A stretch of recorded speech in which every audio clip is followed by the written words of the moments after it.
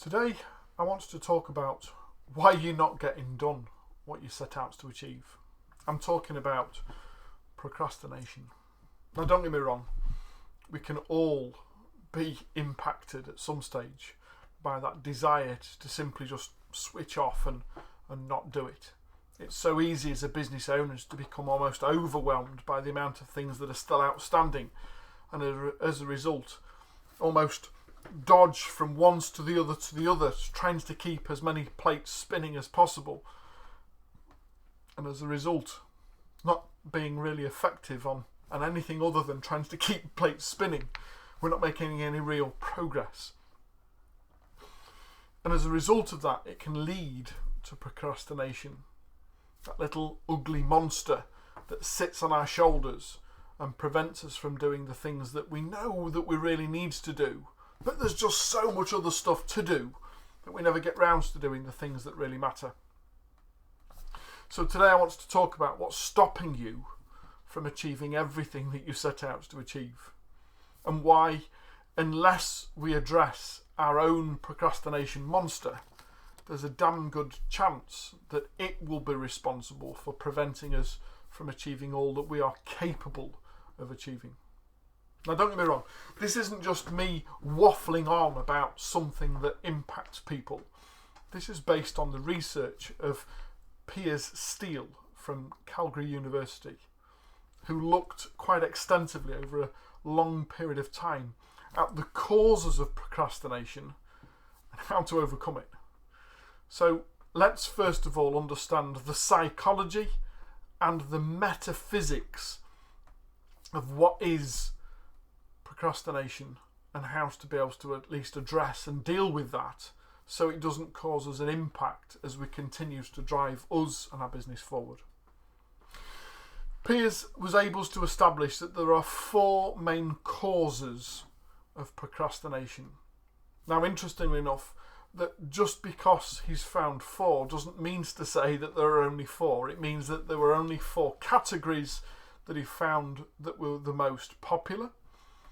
But also he found that it's quite common for people to have a multitude of these, not just one or the other. It could be that people have 1 or 2 or 3 or all 4, or any different combination of 1 and 3 or 2 and 4, 1 and 5 and 1 and 3 and 4 and that type of thing.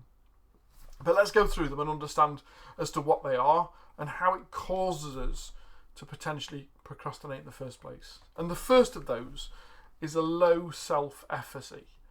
That low self-esteem, that lack of belief in self that prevents us from putting ourselves forward, from putting ourselves out there, from stepping up above the pulpit and standing firm because of a fear or a concern or some form of apprehension as to how that may be received.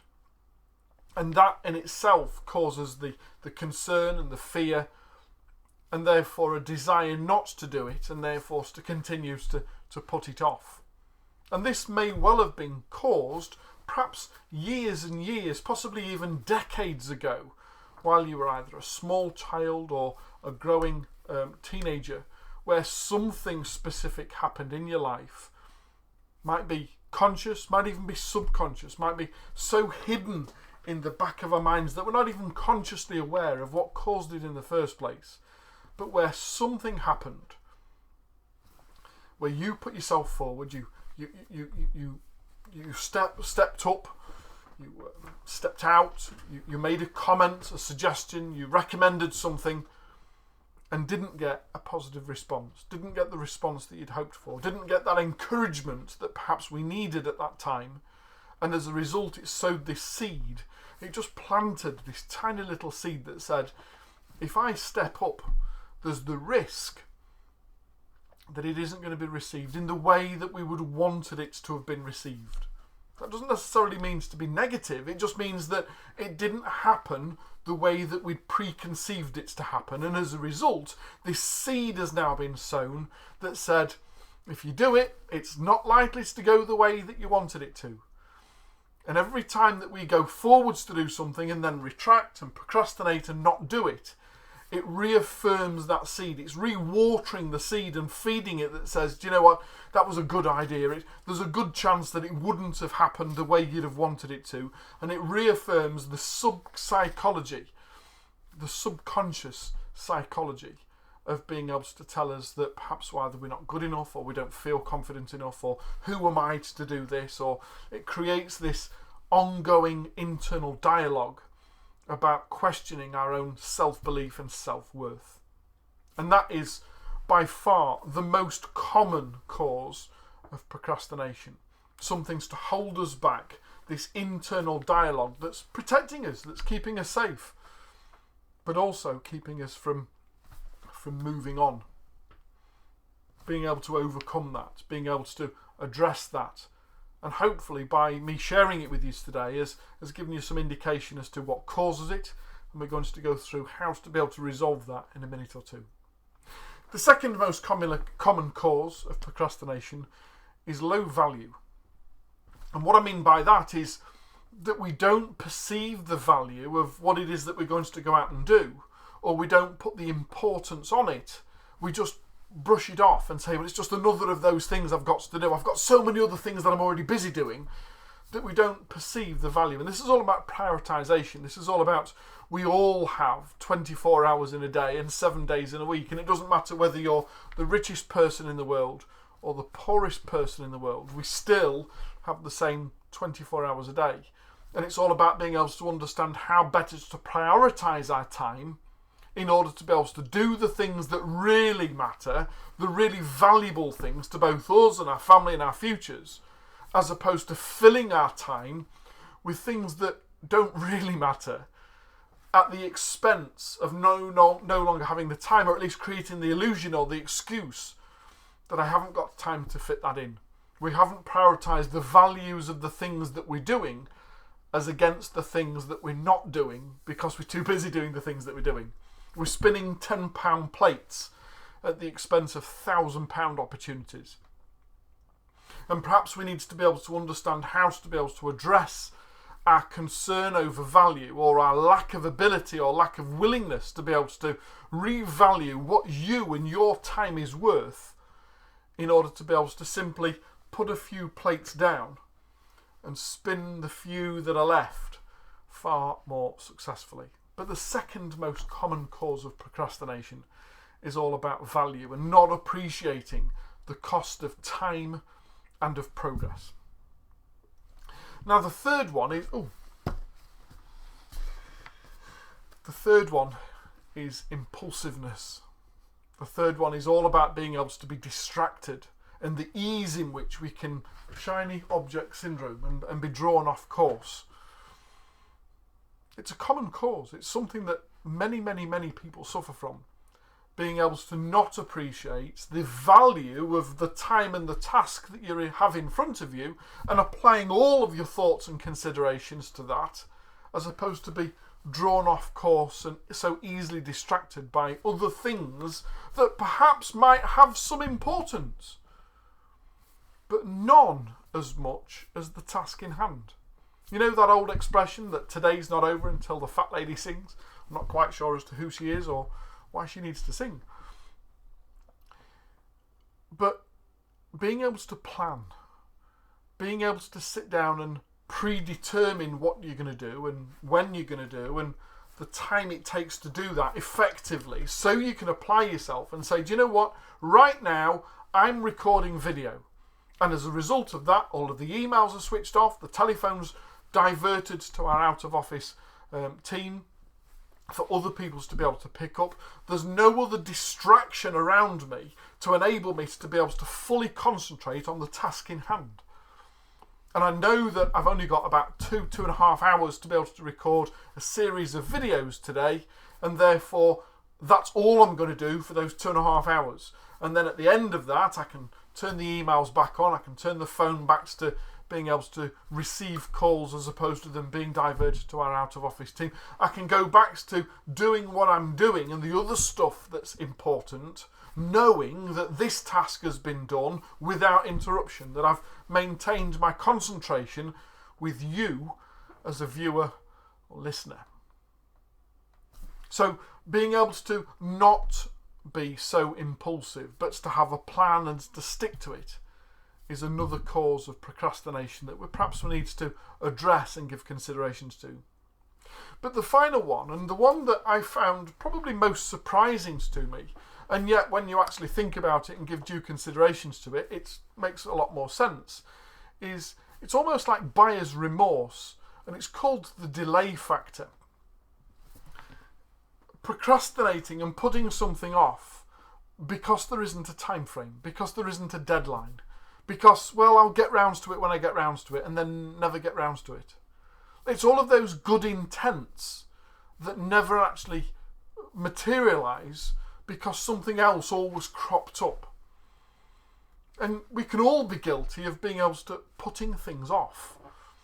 So the delay factor is another almost inadvertent procrastinator that prevents us from doing what we really ought to be doing because there are so many other things that we're still doing. The delay factor, the difference between setting a goal and starting a goal, or applying it, or adding it to the plan so we know when we're going to get started. There's a lovely expression, isn't there? A goal is but a dream until it has a deadline. And that is key to being able to avert this type of procrastination. Being able to say, well, I'll get round to it when I can. And then chances are that you never get round to it because you've never allocated the time. You've never given it the value and the importance that it deserves. Something else has always cropped up. And it's only when somebody turns around and says, do you know what, I need it by Friday. Can you do it by Friday? Or I'm going to have to find somebody. Not a problem. I'll fit it in on Thursday for you. And before you know it, we've reprioritised the importance of the task and it gets done. So there's the four causes. First of all, a low self-efficacy, a low self-belief or self-esteem that's preventing us from putting ourselves forward. Low value, we don't value the task in hand above and beyond all of the many other plates that we're spinning.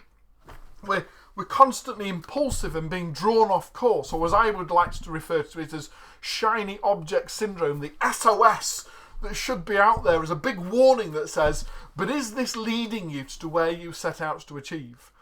And then the delay factor, because we're so busy all in our lives all the time now with 24/7 connectivity and people wanting a piece of us at all times of day or night, 7 days a week, just the failure to be able to apply a time frame that's suitable to both you and the task in hand that allows us to be able to start it in the first place.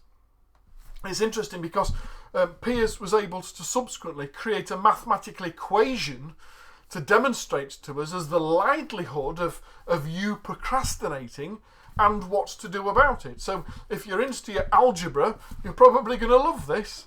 It says the odds of being able to overcome procrastination equals the self-efficiency or self-efficacy, the self-belief, times by the value of what we place on being able to achieve the task over impulsiveness times by delay.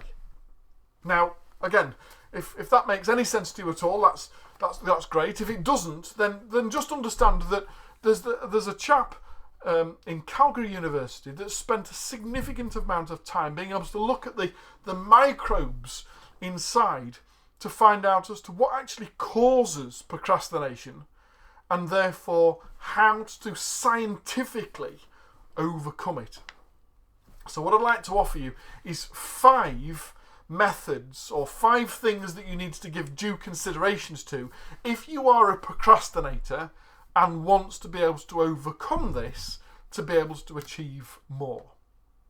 Now, without further delay, let's get through and do those 5. If you've got a pen to hand, now's the right time to start writing notes if you haven't already done so, because I'm going to share with you the 5 tips and techniques to be able to overcome procrastination in you and your life so you can achieve more using the same amount of time and resource. So, first of all, we need to understand that procrastination is unique to the individual. It's not something that one size fits all. And by saying that, what I mean is that just because I might procrastinate in this form, and I've found that if I do this, it prevents it, that's not going to be the same cause of procrastination for you, or likely to have the same impact if I suggest that you do the same as me. Procrastination is very, very specific to the individual with regards to what's going on in the subconscious and what's led us to start to become a procrastinator in the first place. And because it's so individual, we can't simply try and pick up a book and say, do this and it'll work. We have to appreciate that whatever causes procrastination within ourselves is unique to us and our experience in life so far. And therefore there isn't a one size fits all. One size fits nobody. We've got to be able to treat this as an individual problem in order that the individual can subsequently find the means of being able to be able to overcome it. Now, don't get me wrong, there are 5 steps, and I want you to be able to give due consideration to all of these, but the first and most important is that these steps have to be tailored to you and your procrastination, as opposed to simply follow this and it'll work. Okay? So secondly, identify what causes your vulnerability. Trying to establish as to find yourself, stop yourself, almost catch yourself procrastinating, and then determine as to what set of circumstances led to that as an outcome. What was the lead ups to it?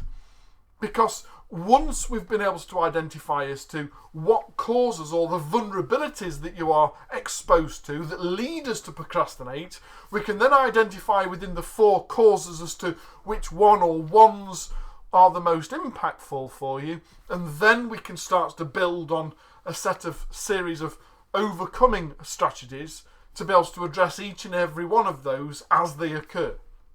And like I say, because this is individual, this is specifics to you and what causes it to you, or the set of circumstances that have to occur in order for you to become a procrastinator, then we need to first of all identify what triggers our procrastination and what form does it take in order for us to then adopt the right set of methodologies and systems to be able to overcome it. So first of all, acknowledge that this is unique. The circumstances that lead us to being a procrastinator are unique to you and your experience of life so far. And 2, we need to be able to identify the set of circumstances that lead up to us becoming a procrastinator and what form of procrastination that then takes in order for us to then subsequently determine as to how best to address it.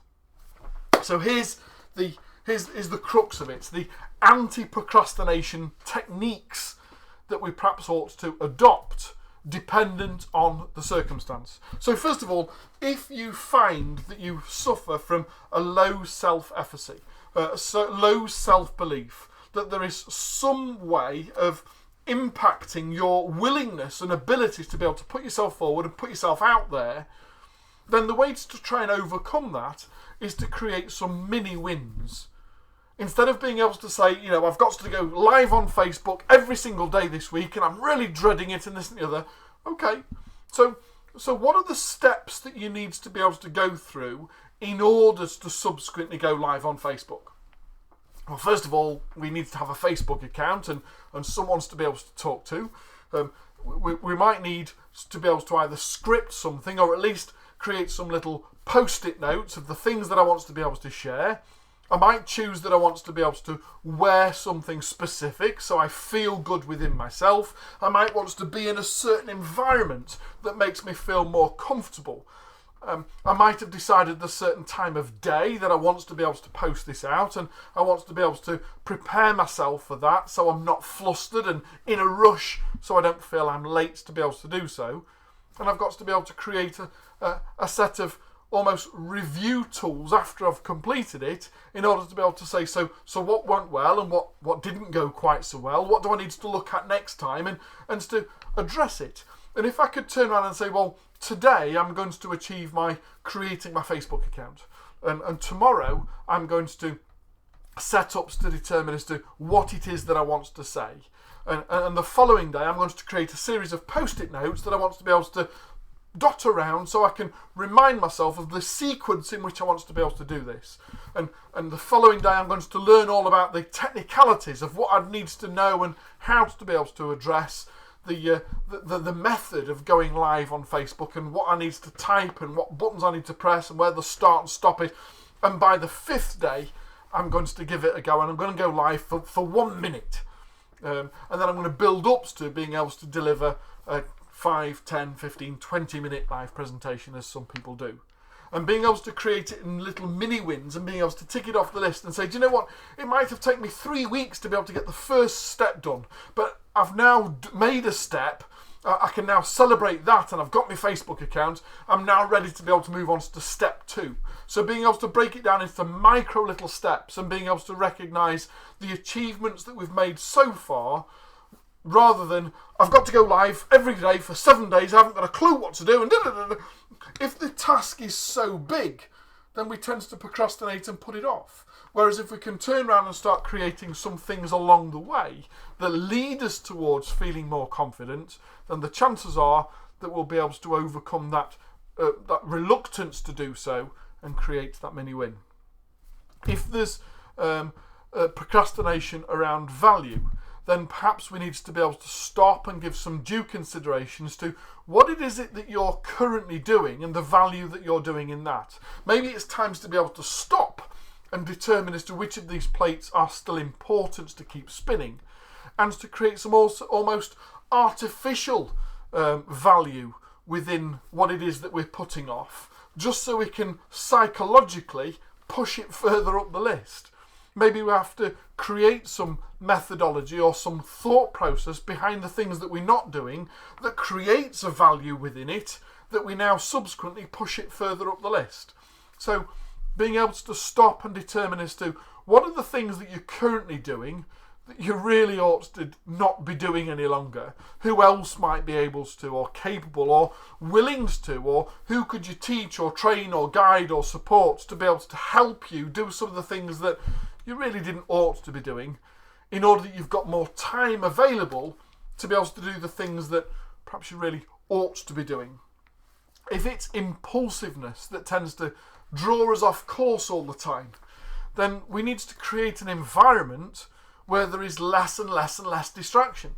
We've got to reward ourselves for remaining on point, and it might be that we say, I'm going to record this video, it's going to last 30 minutes, and I'm going to do nothing else for 30 minutes. If I don't do 30 minutes of video, I'm going to sit here and do nothing until that 30 minutes is over.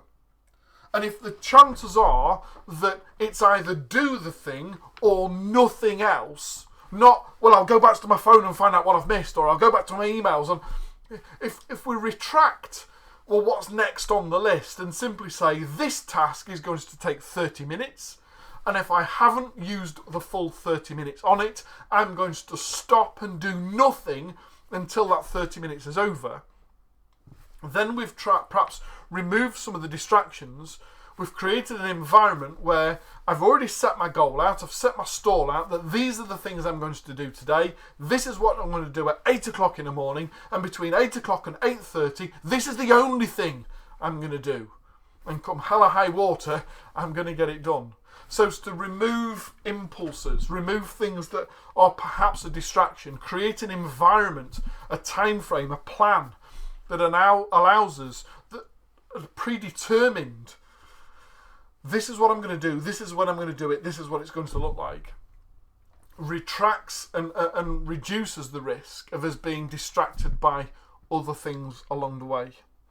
And then delay, if we know that we're impacted by that delay syndrome, by failing to be able to allocate times to it until it's on top of us, and we're having to do a 3 o'clock, 4 o'clock in the morning burn session to be able to get it all done on time, then why don't you create some micro timeframes or deadlines along the way?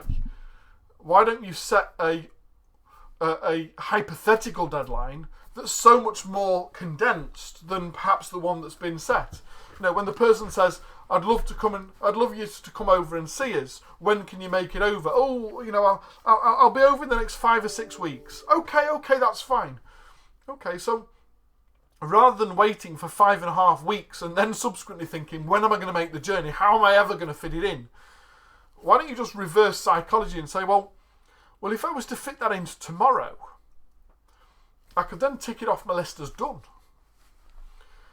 And they'll be really pleased to see me because they want us to be able to see me in the next 5 or 6 weeks. And I'll be able to say, do you know what? I've got some time available. You're a really important person. I'm gonna make the effort. I'm going to come and see you tomorrow. That's great. Wonderful. They feel super and you feel super too because you can tick it off the list.